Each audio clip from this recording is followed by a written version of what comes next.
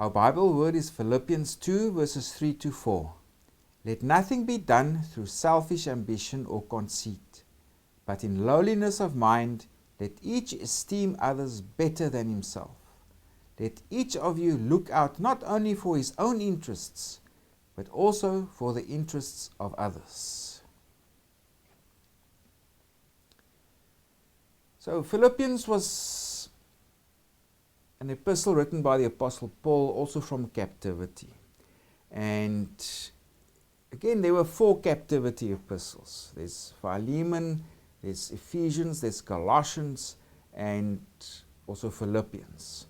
And so the question is, which imprisonment did Paul write? Perhaps from Ephesus, roughly 54 to 55 AD, or was it from his Roman imprisonment? That's from 60 to 62 AD. And most scholars would say that Philippians, we can date that to Rome, and for various reasons.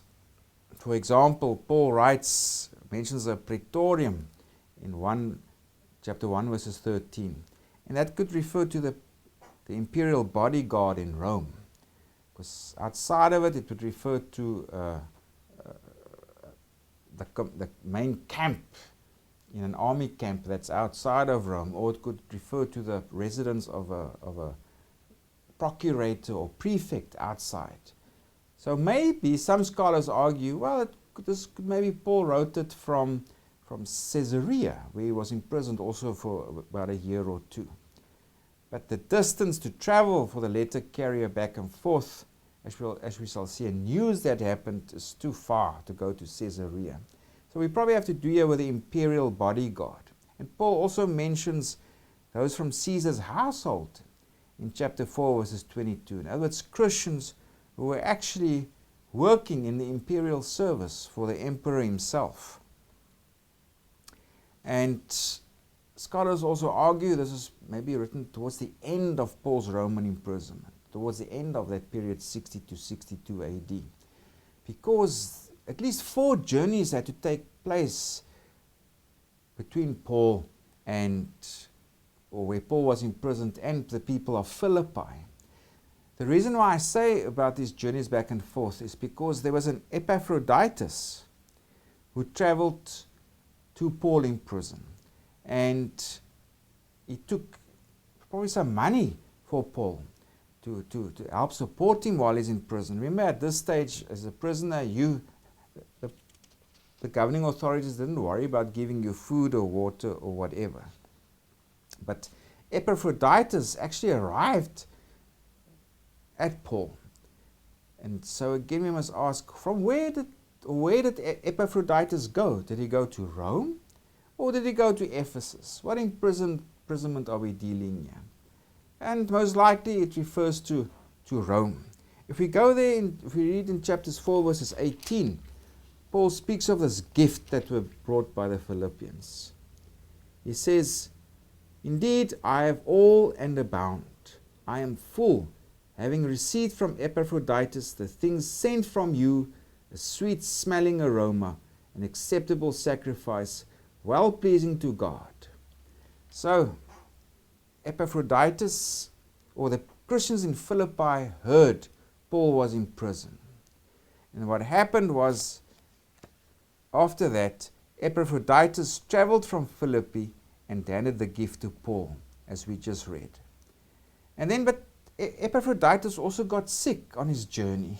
He nearly died. And the news of Epaphroditus' illness reached Philippi. In other words, there's this journey back. And then Epaphroditus learned of the Philippians' deep anxiety over his illness. If you go read there in 2 verses 26. So there must have been at least 4 journeys by the time this epistle was written. Between Philippi to Rome, and then from Rome back to Philippi, and once again. So there had to be these back and forth journeys of news going back and forth. Another reasons to accept that it was Rome it was written from, because a decision was imminent. This was a life and death situation for Paul. If you go there in chapter 1, let's rather go to chapter 2 verses 17. Paul writes there, "Yes, and if I am being poured out as a drink offering on the sacrifice and service of your faith, I am glad and rejoice with you all." Also from chapter 1, Paul writes there. We read there from verses 19. "As always, so now also Christ will be magnified in my body, whether by life or by death. For me to live is Christ, and to die is gain. But if I live on in the flesh, this will mean fruit from my labor, yet what I shall choose I cannot tell. I am hard pressed between the two." So Paul is saying he's in a position, I don't know what's going to happen. I'm either going to live or I'm going to die. He says, I'm happy if I die, because then it's he'll be with Christ, he writes here. But if he lives on, that will also be good, because then he can carry on to serve as a minister for these Christians in Philippi. And also, what's also happening in Rome is that if this was a life and death situation, there's no mention here of Paul appealing to Caesar, and it also this back and forth journeys about news about Epaphroditus and them hearing of Paul's imprisonment. It also makes sense if Paul was a long period, this 2-year period, towards the end of it in Rome when he was under house arrest there. And also Paul was free to preach. Paul actually writes there that there was extensive opportunity to preach the gospel. If you go there, chapter 1, verses 14 to 17. And that corresponds to what Luke describes in Acts 28, verses 17 to 31. Paul was free to receive people, also to write letters, also for people to send out on missionary or mission work, etc. So there are several reasons why Rome is a very good option for this letter, or as the place of origin for this letter. Paul had a very warm relationship with the Philippians. They always supported him. They always came to his help. Like, with Epaphroditus, who sent this gift to Paul. And also during Paul's crisis with the Corinthian Christians. If you go read there in 2 Corinthians, how he writes about how the Philippians have helped him with a collection for the saints of Jerusalem and their generosity, etc. And Paul visited the Philippians on a number of occasions, also during his 3rd missionary journey.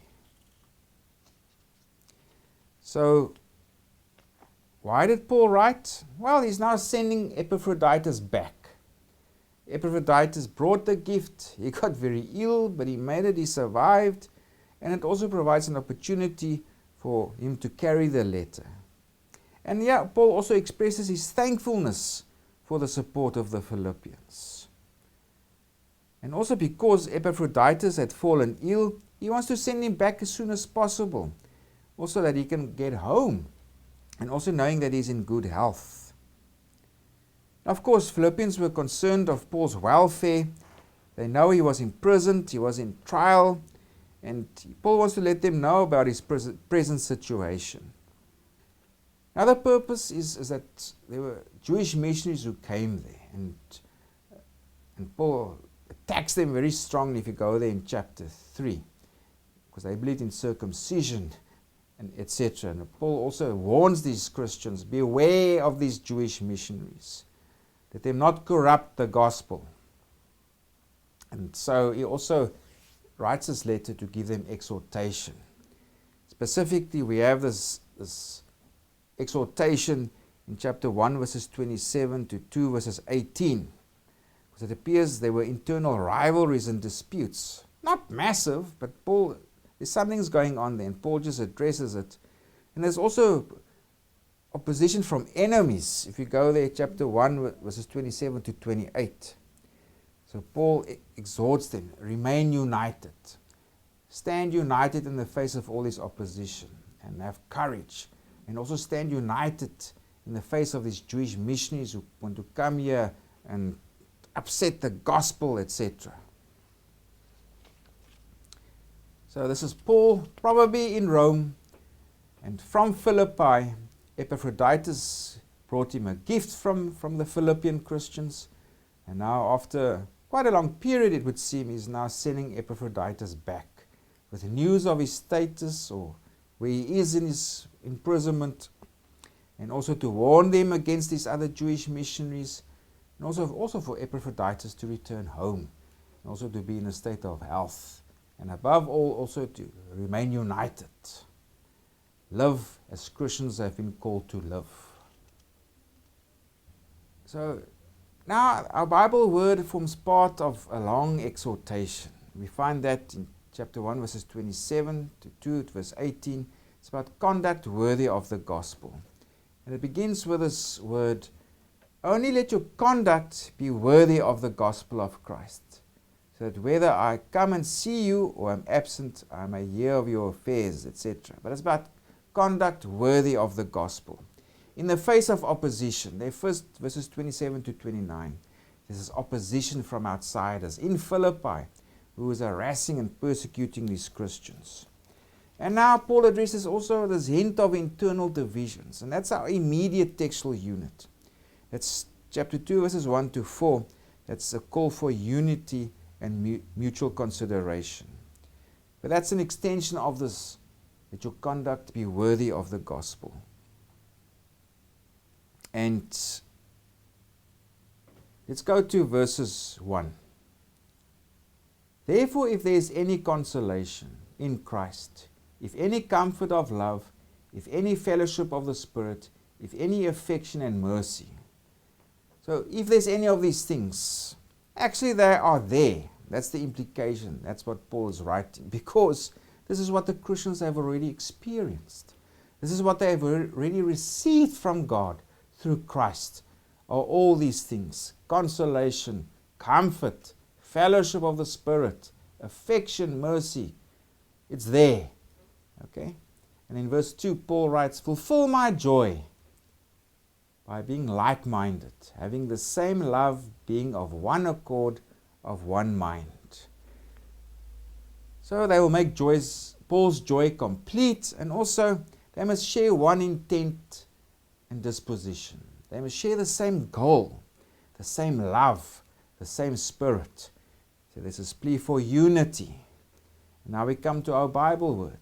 Let nothing be done through selfish ambition or conceit, but in lowliness of mind let each esteem others better than himself. Let each of you look out not only for his own interest, but also for the interests of others. So this unity will be achieved if we esteem each other better than ourselves. So again, it's about exercising humility. It's the opposition, or the opposite of this selfish ambition and conceit. So there might also be a hint of class divisions here, class awareness. Because Philippi, there was also this kind of a very strong Roman city. There also might have been this strong social awareness or class consciousness amongst the people. And Paul also probably wants to get rid of that. So, but unity, let's get rid of selfishness, selfish ambition, and conceit. Rather exercise humility. And also we must not have our own interests at heart, also the interests of others. So again, Paul's just following here the example of Christ. Because after this, we find the Christ hymn. That is from verses 5 to 11, where this is Christ hymn. It was probably a hymn sung in the early churches that explains the nature of Jesus, that he's the supreme example of humility. Because Jesus lowered himself. He took the form of a slave. He served others. He emptied himself. He served other people. And this is also what's admonished in our Bible word today. Also, don't only look out after your own interests, but also at the interests of others, like Christ did. He did not cling on to his high position. Also, in verses 3, let's go back to that, where he says, let nothing be done through selfish ambition or conceit, but in lowliness of mind let each esteem others better than himself. This is something similar to what Christ did. He lived for the benefit of others. He was the servant among servants. He did not come to be a boss and to boss people around or to oppress them or whatever, or to think that he's more worthy of more or whatever. Christ came to serve. And that's also the message here. Come together in unity. Get rid of selfish ambition and conceit. Let us exercise humility. Because humility, this esteem, mutual esteem we have with one another, this is what will bring us together.